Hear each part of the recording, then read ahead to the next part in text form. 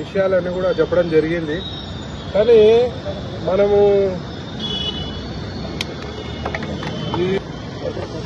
రాధాకిషన్ రావు కానీ బీఆర్ఎస్ కానీ భుజంగరావు కానీ మనం అంటే వీళ్ళు ఎంత అవినీతికి పాల్పడ్డారు, ఎంత ఘోరంగా కూడా ఫోన్ ట్యాపింగ్ చేసి ఒక పర్సనల్ లైఫ్స్ గురించి ఫోన్ ట్యాపింగ్ చేసి పెళ్ళాలది, మొగుళ్ళది, సినిమా హీరోయిన్లది, యాక్టర్లది, ముఖ్యంగా హీరోయిన్లు. ఎందుకంటే ఇక తెలుసు కదా ఎవరికి హీరోయిన్ల పిచ్చి ఉంటుందో.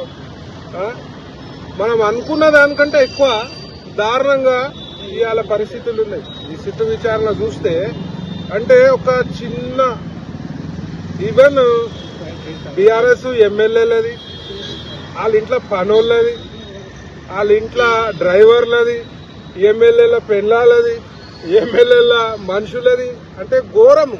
అంటే ఇక్కడక్కడ నేనేమనుకున్నా అంటే ఒక 100-200 మంది అది వీళ్ళ ఫోన్లు ట్యాపింగ్ చేసి ఉండొచ్చు అనుకున్నా. నాకు తెలిసి 2000 మంది పైనే ఉంటాం. అంటే ఒక షాకింగ్ విషయం ఏంటంటే ఒక్క మనిషి చికోటి ప్రవీణ్ది చేసిరు.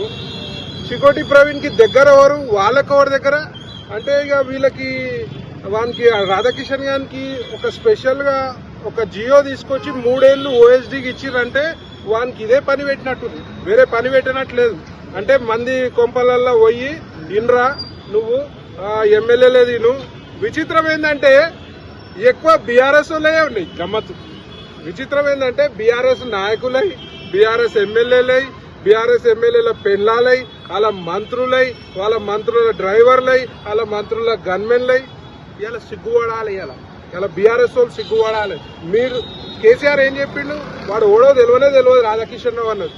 అసలు జియో తీసుకొచ్చిందే నీ గవర్నమెంట్ కేసీఆర్, నువ్వు సిగ్గు లేకుండా తెలియదు అనుకున్నావు. ఇవాళ పోలీస్ వ్యవస్థని టోటల్ గా మిస్యూజ్ చేసిన ఘనత ఇలా బీఆర్ఎస్ ఉన్నది. ఇవాళ ప్రజలు ఏ రకంగా మిమ్మల్ని నమ్మే పరిస్థితి లేరు. సిగ్గు లేకుండా గవర్నమెంట్ లో ఇంకా గ్రౌండ్ లెవెల్ తిరుక్కుంటా మమ్మల్ని నమ్మండి, బీజేపీని నమ్మొద్దు, కాంగ్రెస్ నమ్మొద్దు అని చెప్పే పరిస్థితి ఇవాళ ఇంత నీచమైన రాజకీయము ప్రపంచంలో ఎవరు చేయరు.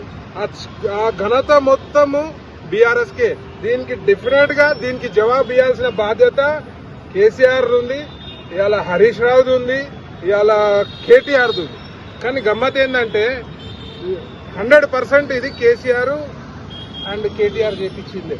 ఎందుకంటే నాకు వచ్చిన రిపోర్ట్స్ ఇప్పుడు చూసినవి కాదు, పాత రిపోర్ట్స్ కూడా హరీష్ రావు గారిది కూడా ఫోన్ ట్యాపింగ్ అయింది, వాళ్ళ వైఫ్ది కూడా ఫోన్ ట్యాపింగ్ అయినది చెప్పినాం. ఇవాళ మీడియాలో కూడా చూసినాము. ఇవాళ చూస్తే నేను 10% ఉందనుకున్నా కానీ 110% ఇవాళ టోటల్ గా ట్యాపింగ్ చేసారు. గ్రౌండ్ లెవెల్ ఎవరి మీద మనం మీడియాల మీద కూడా ట్యాపింగ్ చేశారు.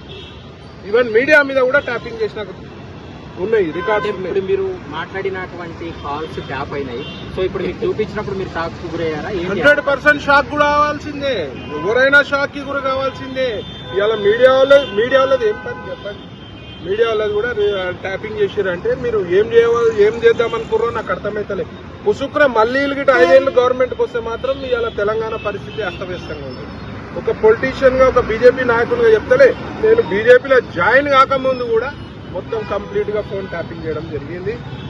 ఎక్కడ కూడా ప్రైవసీ లేకుండా మిస్యూజ్ చేయడం జరిగింది. ముఖ్యంగా రాధాకిషన్ రావు ఆస్తులపై విచారణ జరిపించాలని చెప్పి నేను ఈ గవర్నమెంట్ కాంగ్రెస్ ను కోరుతున్నా. రాధాకిషన్ రావు గాని ఇప్పుడు కేసు అయింది, వాడు జైలుకి పోయినా వచ్చినా కాదు, వాళ్ళ ఆస్తులపై విచారణ జరపాలి. మీకు శాత కాకపోతే చెప్పండి, మేము సెంట్రల్ ఏజెన్సీస్ ని మేము రిక్వెస్ట్ చేస్తాం. నేను ఈ విషయంపై ఈడీకి లేఖ రాస్తా, ఈ విషయంపై ఇన్కమ్ ట్యాక్స్ కి లేఖ రాస్తా.